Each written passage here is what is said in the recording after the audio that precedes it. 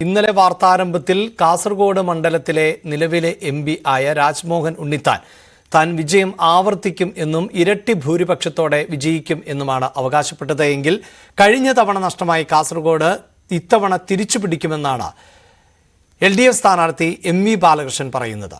കഴിഞ്ഞ 5 വർഷം മണ്ഡലത്തിൽ ശൂന്യതയായിരുന്നു എന്നും LDF കൊണ്ടുവന്ന വികസന പ്രവർത്തനങ്ങൾ പലതും പാതി വഴിയിൽ ഉപേക്ഷിച്ച നിലയിലാണ് എന്നും അദ്ദേഹം പറയുന്നു.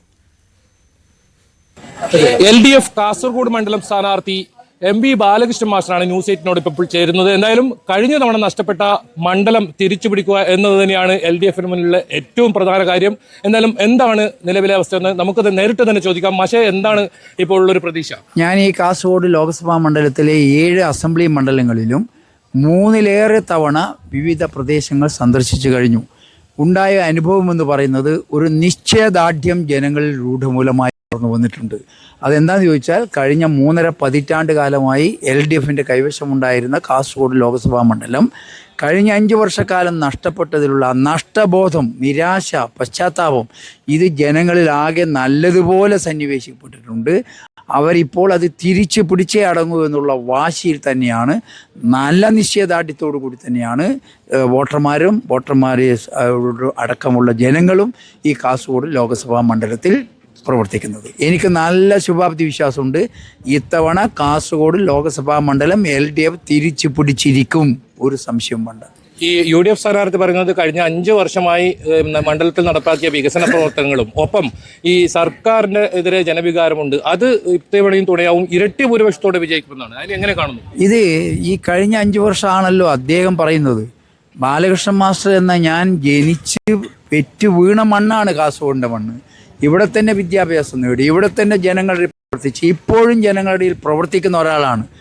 പകൽ വെളിച്ചം പോലെ വ്യക്തമല്ലേ കഴിഞ്ഞ 5 വർഷക്കാലം ഈ മണ്ഡലത്തിൻ്റെ ബിഗ് സീറോ വികസന കാര്യത്തിൽ, ക്ഷേമ നടപടികളിൽ എല്ലാം ഉണ്ടായിട്ടുള്ളത്. അതിനു മുമ്പ് ഈ 3.5 പതിറ്റാണ്ട് കാലം നമ്മുടെ മണ്ഡലത്തിൽ നടത്തിയ പ്രവർത്തനങ്ങൾ ജനങ്ങൾ വിലയിരുത്തട്ടെ. ഈ അനുഭവങ്ങളാണല്ലോ ഏറ്റവും വലിയ ഗുരുനാഥൻ. അത് കാസർഗോഡ് മണ്ഡലത്തിലെ ജനങ്ങൾക്കറിയാം. 5 വർഷക്കാലം ശൂന്യതയായിരുന്നു ഈ കാസർഗോഡ് ലോക്സഭാ മണ്ഡലം. അതിൽ വികസനോന്മുഖമായ മുമ്പുണ്ടായിരുന്ന പല പദ്ധതികളും പാതി വഴിക്ക് ഉപേക്ഷിച്ച് പോയി. 5 വർഷക്കാലം വലിയ നഷ്ടമാണ് ഉണ്ടായിട്ടുള്ളത്. അതൊക്കെ ഒന്ന് പുനരുജ്ജീവിപ്പിക്കണം. പുതിയ പുതിയ വികസനങ്ങൾ ഈ കാസർഗോഡ് ലോക്സഭാ മണ്ഡലത്തിൻ്റെ പരിധിക്കകത്ത് കൊണ്ടുവരണം. അത് ജനങ്ങൾക്ക് നല്ല ബോധ്യമുണ്ട്. ആർക്കാണ് അതിന് സാധിക്കുക എന്നുള്ളത് ഒരു സംശയവും നിങ്ങൾക്ക് വേണ്ട. കാസർഗോഡ് ലോക്സഭാ മണ്ഡലത്തിൻ്റെ മുഖച്ഛായ മാറ്റിയിട്ടുള്ളത് LDF പ്രതിനിധികൾ പാർലമെൻറ്റിലേക്ക് പോയ സന്ദർഭത്തിൽ മാത്രമാണ്. അതിന് ഏറ്റവും അധികം വിരാമം വന്നിട്ടുള്ളത് കഴിഞ്ഞ 5 വർഷമാണ്. അത് തിരിച്ചു കൊണ്ടുവരും എന്ന കാര്യത്തിൽ ഒരു സംശയം. ഈ പൗരത്വ ഭേദഗതി നിയമത്തിനെതിരെ ഇപ്പോൾ ശക്തമായിട്ട് CPM രംഗത്ത് വരുന്നുണ്ട്. അത് ശരിക്കും പറഞ്ഞാൽ മുസ്ലിം വോട്ടുകൾ ലക്ഷ്യമിട്ടെന്നാണ് കോൺഗ്രസിന്റെ ഒരു ആരോപണം.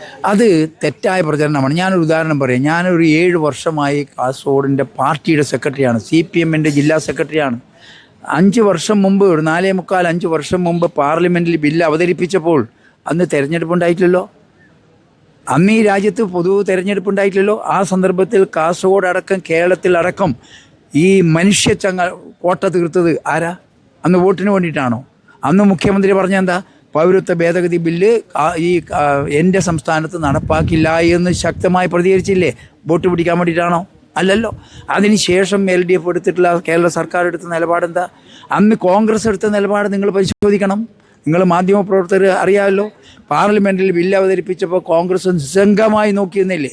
പത്രപ്രതിനിധികൾ, ചാനലുകാർ അവരോട് പോയി ചോദിച്ചു, എന്താണ് നിങ്ങൾ പ്രതികരിക്കാത്ത? അപ്പം പറഞ്ഞത്, ഈ ബില്ലല്ലേ വന്നുള്ളൂ, ഇനി ആക്ട് വരട്ടെ, ആക്ട് വന്നാൽ ഞങ്ങൾ അതിൻ്റെ വിശദാംശങ്ങൾ പ്രതികരിക്കാം. ഇപ്പം വന്നല്ലോ, ഒരാഴ്ച കാലമായിട്ട് ആക്ട് വന്നല്ലോ. എന്തേ മിണ്ടാത്തത്?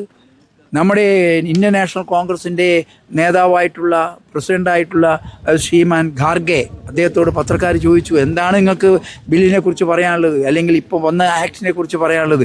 ഞങ്ങൾ ആലോചിക്കട്ടെ എന്നാണ് പറഞ്ഞത്. അന്ന് സംഘടനാ സെക്രട്ടറി ആയിട്ടുള്ള ഈ ആലപ്പുഴയിൽ മത്സരിക്കുന്ന ശ്രീമാൻ നമ്മുടെ ബാലഗോപാലൻ എന്താ പറഞ്ഞത്? വേണുഗോപാലൻ എന്താ പറഞ്ഞത്? വേണുഗോപാലൻ ചിരിക്കുകയാണ് ചെയ്തിട്ടുള്ളത്. ഇതെന്താ കാണിക്കുന്നത്?